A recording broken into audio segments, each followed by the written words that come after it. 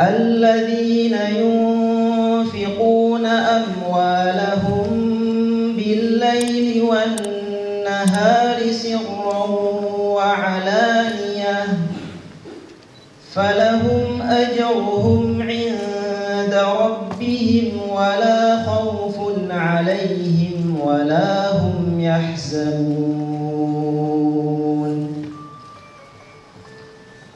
الذين يأكلون الربا لا يقومون إلا كما يقوم الذي يتخبطه الشيطان من المس ذلك بأنهم قالوا إنما البيع مثل الربا وأحل الله البيع وحرم الربا فمن جاءه موعظة من ربه فانتهى فله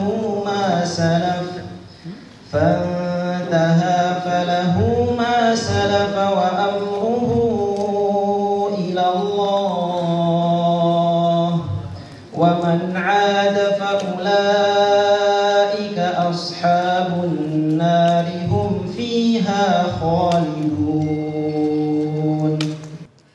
Bugün ikincisi düzenlenen İslami Mahalli Pazarlar Kongresi'nde sizleri Allah'ın selamıyla selamlıyorum. Esselamu Aleyküm ve Rahmetullahi ve Berekatühü. Hoş geldiniz, sefalar getirdiniz.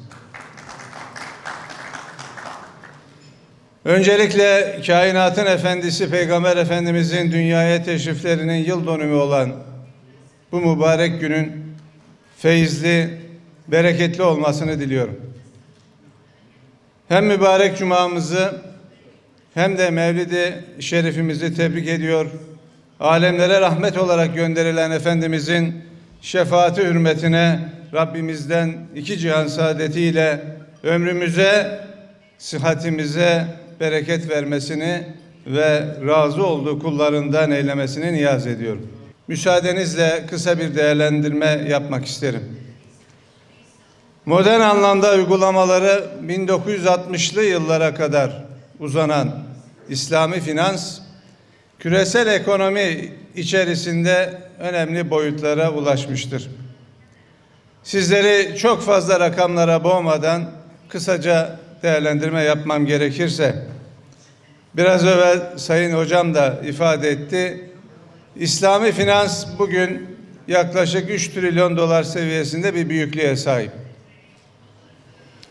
İslami bankalar ve enstrümanları, sukuk ve tekafül gibi uygulamalarıyla İslami finans, Müslüman toplumlar için çok mühim bir konum teşkil ediyor. Sektöre ilişkin varlıkların yaklaşık %30'unu sukuk ve tekafül, diğer finans kuruluşları ve fonları oluştururken kalan %70'lik alanı ise İslami bankalar kapsamaktadır. Türkiye'de aynı şekilde gün geçtikçe sektördeki payını artıran katılım bankaları 2018 yılındaki bankacılık sektöründen aldığı payı %5.3'e çıkarmıştır. Bu dönemde katılım bankaların net karı da %34 bir artışla 2.1 milyar TL'nin üstüne çıkmıştır. Öz kaynak toplamı ise %23'lük artışla yaklaşık 17 milyar TL'ye yükselmiştir.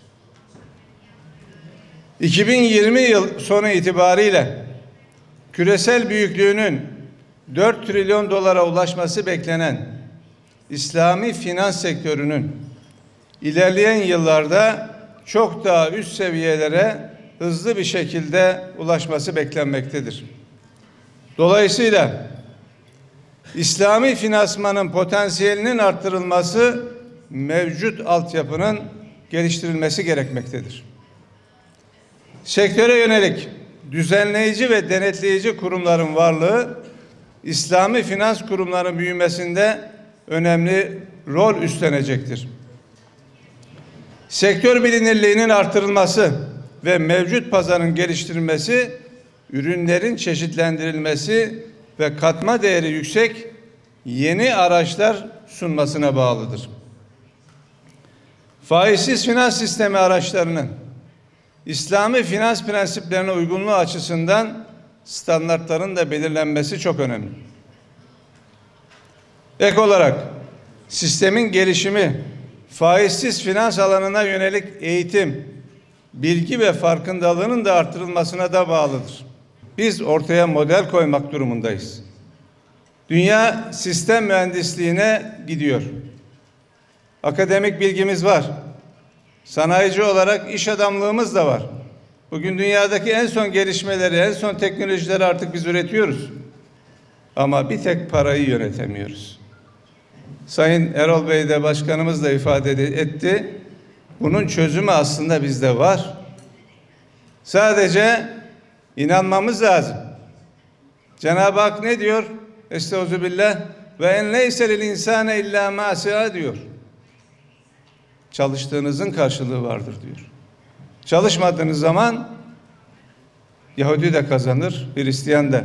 Şunu gördük. Dünyadaki faizsiz fonlara baktığımız zaman İngiltere, Lüksemburg, Malezya, Birleşik Arap Emirlikleri ve çoğu Yahudi fonları olduğunu gördük. Kapitalist Hristiyanların da faizle ulaşmadığını gördük. Dünyada faizi peki kim kullanıyor?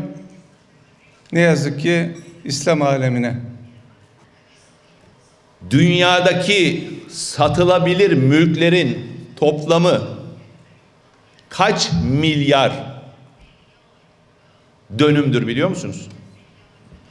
Kaç milyar dönüm? Yani garanti kapsamına girebilecek mülk miktarı ne kadar? 125 milyar dönüm.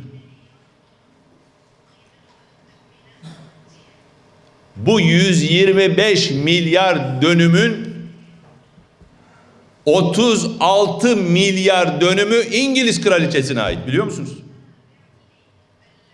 İngiliz kraliçesine tek başına.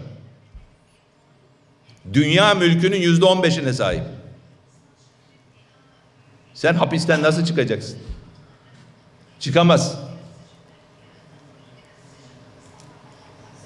Dünyada 1000 trilyon dolar servet var.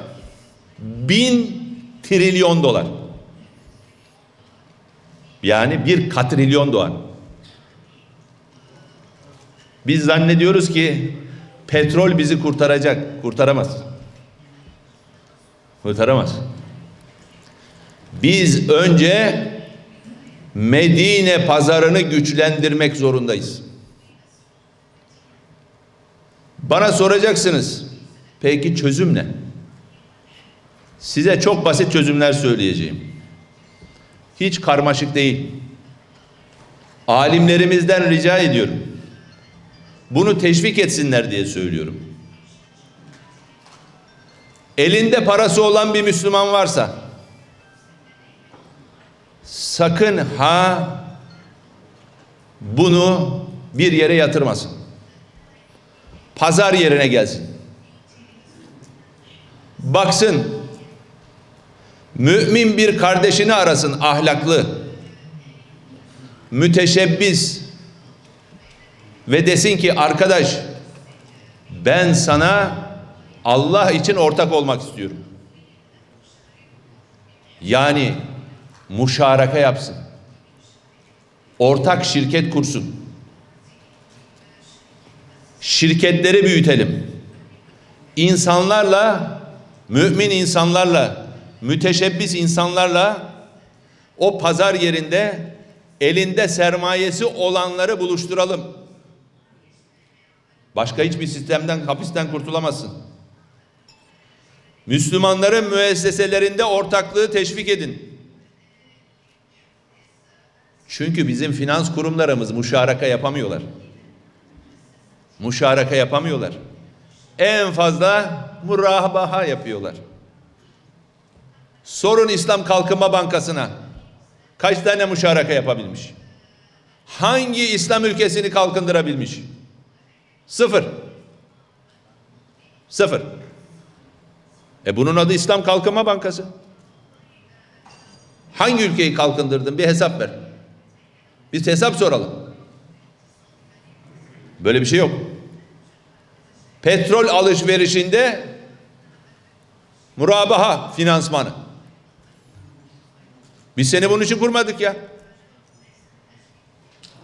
500 milyon dolar sermaye kurduk kuruluşunda. 200 milyon dolarını ilk defa binasına yatırdılar. Bina. İslam Kalkınma Binası. 200 milyon dolar sermayenin %40'ı. Dedim ki malzemeleri nereden geldi? Bu binanın malzemeleri, mermerleri, malzemeler nereden geldi? İtalya'dan geldi. Oradan buradan geldi. Ya siz İslam'ı kalkındıracaktınız. Siz Avrupa'yı kalkındırmışsınız.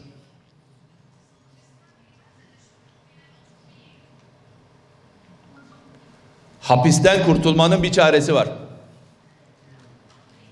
Müslümanlar arasında ortaklığı geliştirmek. Bakın MÜSİAD'ın kuruluş sebebi budur. İş adamlarını buluşturma. Pazar yeri. Mümin insanları bir yere buluşturma. Gelin yatırıma. Burada işi bilen adamlar var. Sanayiciler var. Onlarla ortaklık yapın. Aksi takdirde bu hapisten çıkış yok.